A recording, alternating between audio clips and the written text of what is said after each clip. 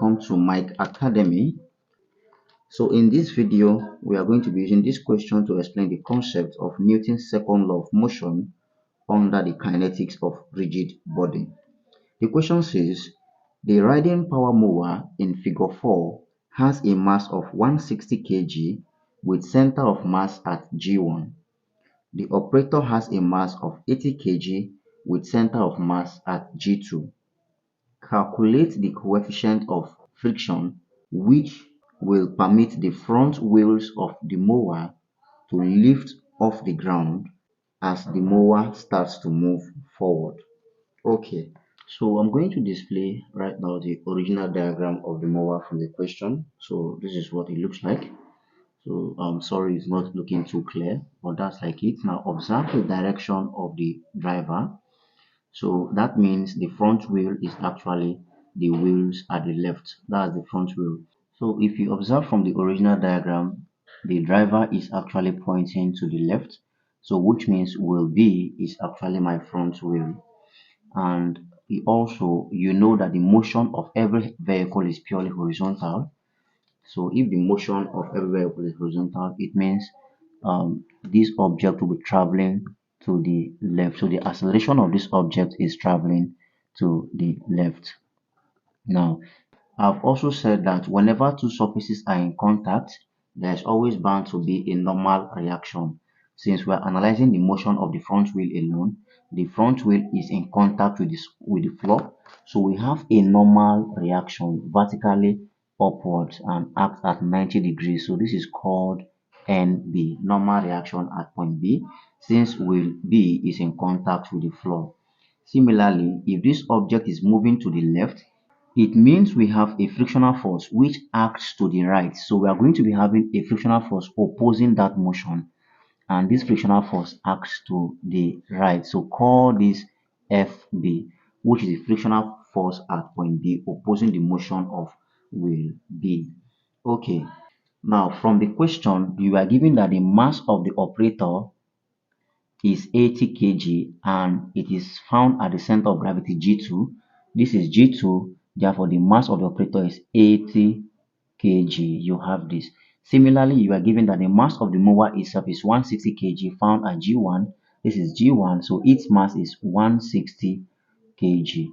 Now, every object that has a mass has a weight which acts vertically downward, which is why we indicated these vertically downward forces at G1 and G2. Alright, and what is this weight? Weight is simply mass times 9.81. Similarly, over here, this 80 kg mass has a weight. When we multiply this by 9.81, you have this.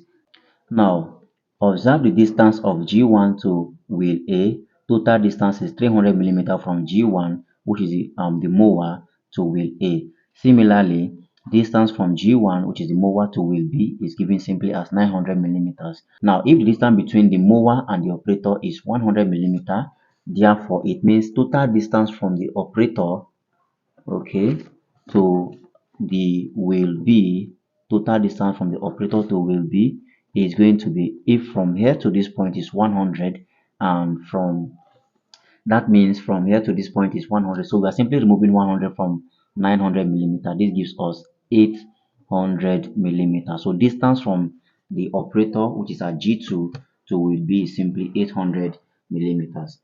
Okay, now we are going to be employing Newton's second law of motion to solving this problem. Now, what is Newton's second law of motion?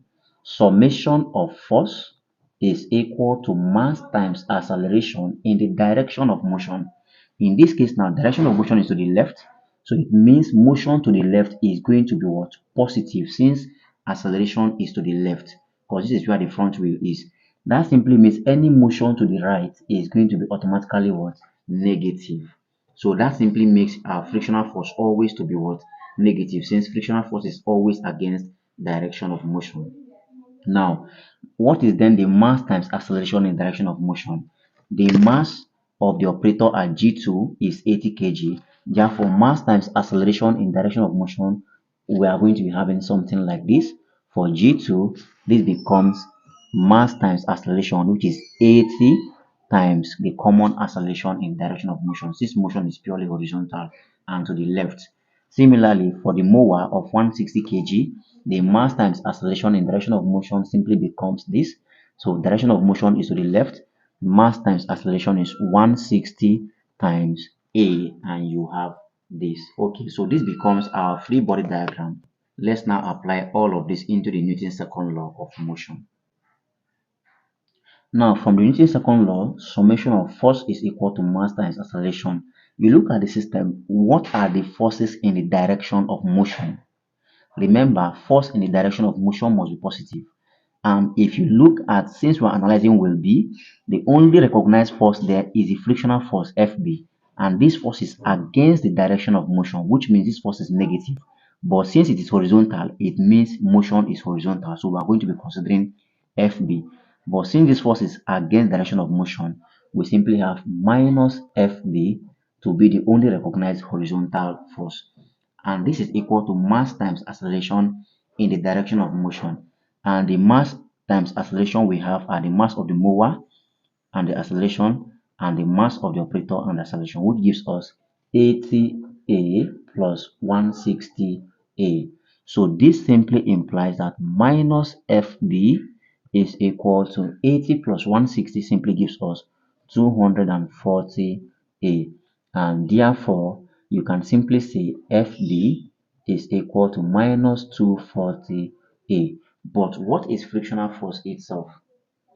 Not forgetting that frictional force F is given simply as mu times normal reaction at B. So FB is simply mu times normal reaction at B. So let's plug this frictional force in place of FB over here.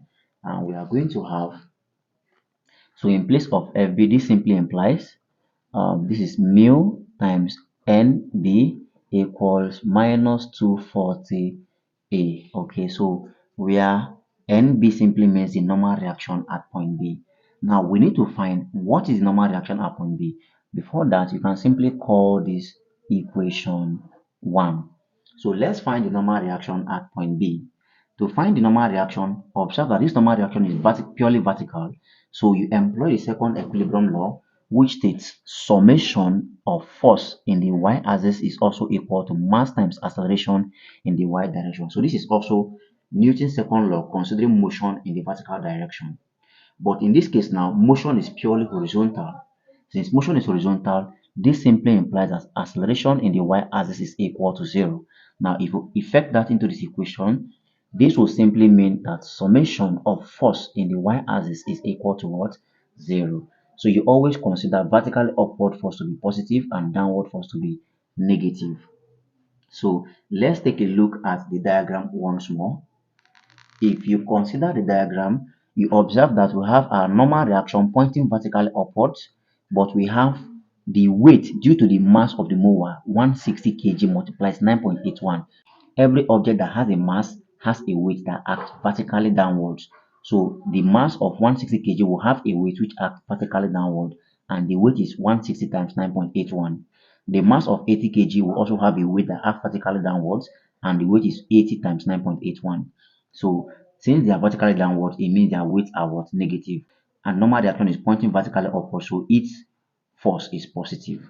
Okay, so if we apply that, we are going to have normal reaction is positive pointing upwards minus 160 kg multiplies 9.81. This is the weight of the mower minus 80 kg multiplies 9.81. This is the weight of the operator. The whole of this is equal to 0. Okay, now NB minus, let's obtain 160 multiplies 9.81.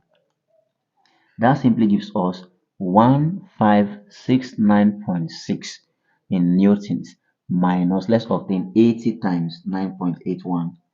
This gives us 784.8, 784.8, and this is equal to 0. So this simply implies that our normal reaction NB minus, let's obtain 1 minus 1569.6 minus 784.8. This gives us minus 2354.4, and this is equal to 0. So which means we can make our normal reaction subject by sending negative 2354.4 over to this side. So this simply implies that normal reaction at B is equal to 2354.4 Newton. So this becomes our normal reaction at B. So if we know this normal reaction, we can simply plug that into equation 1. Okay, into equation 1 in place of NB. And if you do that, this simply implies from 1, you're going to have mu NB, and NB is simply 235.4 multiplies mu is equal to, you have minus 240 times acceleration. So we are looking for mu. Let's make mu subject of the formula. That means we have to divide both sides by the coefficient of mu. So this simply implies that mu is equal to minus 240 A divides 2354.4. This implies that mu itself is equal to, let's find that ratio. 240 divides minus 240 divides my answer. This gives us minus 0.1019 acceleration. Call this equation 2. So all we need to do now is to find the value of the acceleration A. Now, how do we find A? Because we are asking the question to find the coefficient of friction, which is this. So we need to find the acceleration A. How do we find acceleration? By simply considering another equilibrium law, which is moment. So the law simply states summation of moment of forces about point B. So we're taking our moment about point B, since point B is the front wheel. So we are making reference to the front wheel. So moment about point B is equal to mass, summation of mass times acceleration. This gives us force due to the mass and acceleration, times total distance it takes the mass and acceleration to get to the point of moment. Now we are considering clockwise moment to be positive, anti-clockwise moment to be negative. This is direction of our moment. So let's fall back to the diagram and see. So now, considering the diagram, we are taking moment at point B. If you're taking moment at point B, the moment or the effect of the moment of these two forces, the normal reaction and the frictional force, becomes zero, because there's no distance between these two forces and point B. These two forces exist at point B, and you know that moment is simply force times distance. If there's no distance, it means the moment of the frictional force becomes force times zero. Also, the moment of the normal reaction becomes normal reaction times zero. So the moment of these two forces about the point becomes zero. Okay, but then we can take the moment of the weight, of course, each of these weights about point A. The moment of this weight about point A is equal to the moment of the mass and acceleration in direction of motion times distance. It takes the mass and acceleration to get to the point of moment. So we are considering the moment of mass and acceleration, 160 mass and acceleration about point B. So the first is, let's take the moment of this weight. These are the recognized force on this system. The moment of this weight about point B, remember the weight is 160 times 9.81, and this weight is acting vertically downwards, which means the moment of this force will turn about in this direction. And this is what? Clockwise. And we said let clockwise moment be what? Positive. Similarly, the weight of 80 kg will also be pointing downwards. Moment of this force will also take this direction, which is what? Still clockwise. So the moment of these two weights are what? Positive, since they are clockwise. Total distance it takes the weight 160 kg multiplies 9.81 to get to point B is simply is simply from here to this point, which is 900 millimeters, which we can convert to meter by dividing with 1000. So that becomes 0.9 in meters. Similarly, total distance it takes the weight of 80 kg, which is 80 kg times 9.81 to get to point B, is simply distance from here to this point, which is what? 800 millimeters. That gives us 0.8. Okay, so we find now the moment of these two forces or these two weights about point B. Keeping in mind for the 160 kg mass, the distance is what? 900 millimeter, and for the 80 kg mass, distance is what? 800 millimeter. So let's find the moment.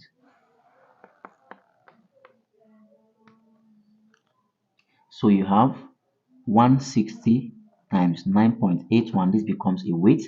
Total distance is 900 millimeter, which is 0.9 in meters, and it is positive since it is clockwise.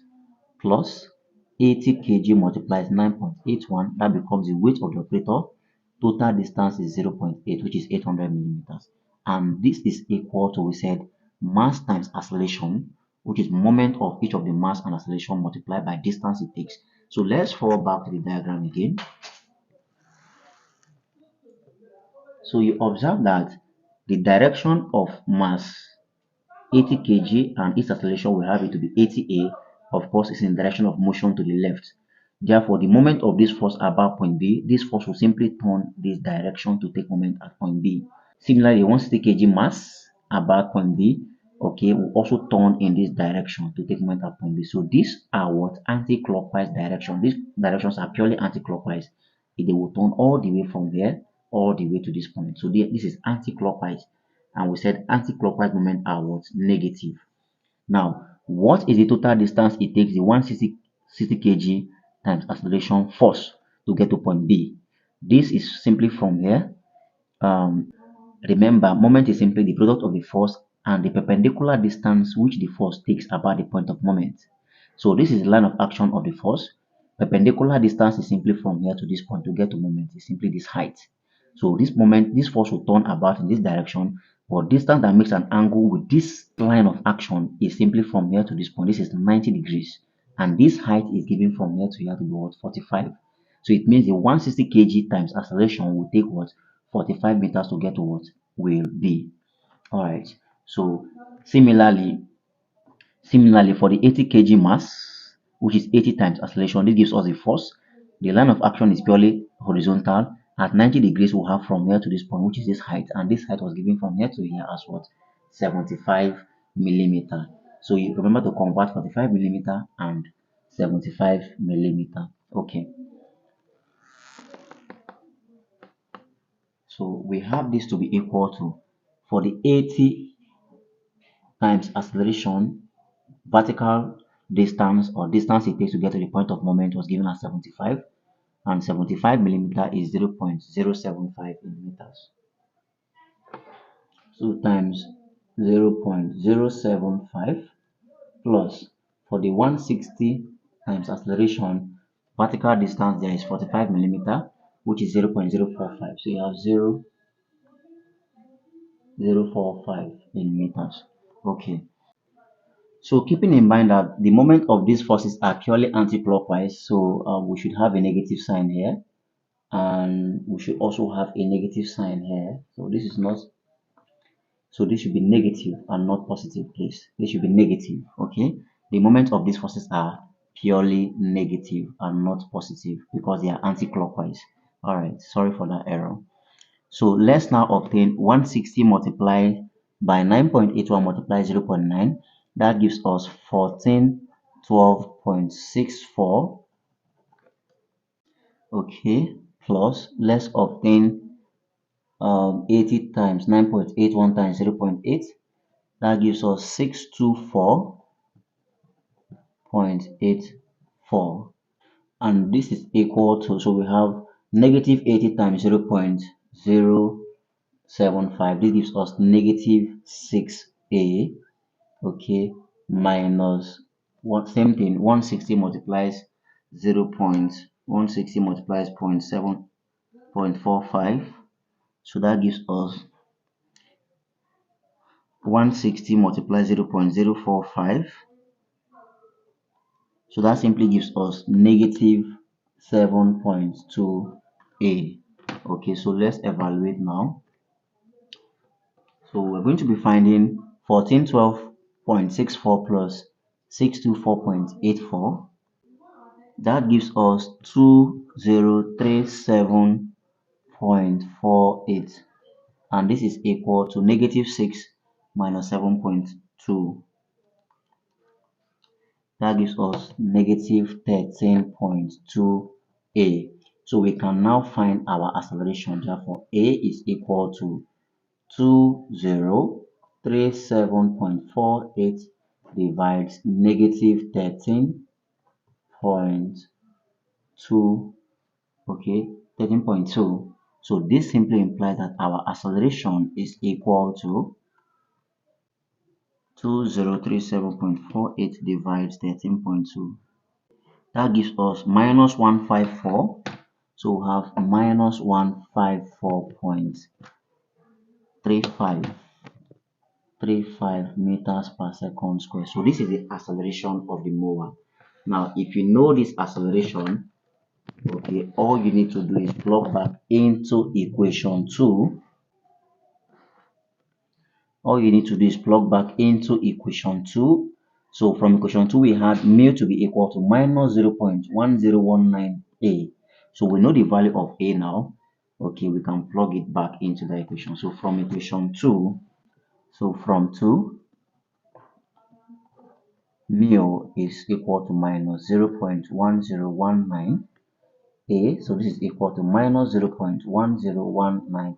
In place of a is minus 154.35. So let's obtain this multiple. So observe, negative times negative becomes positive.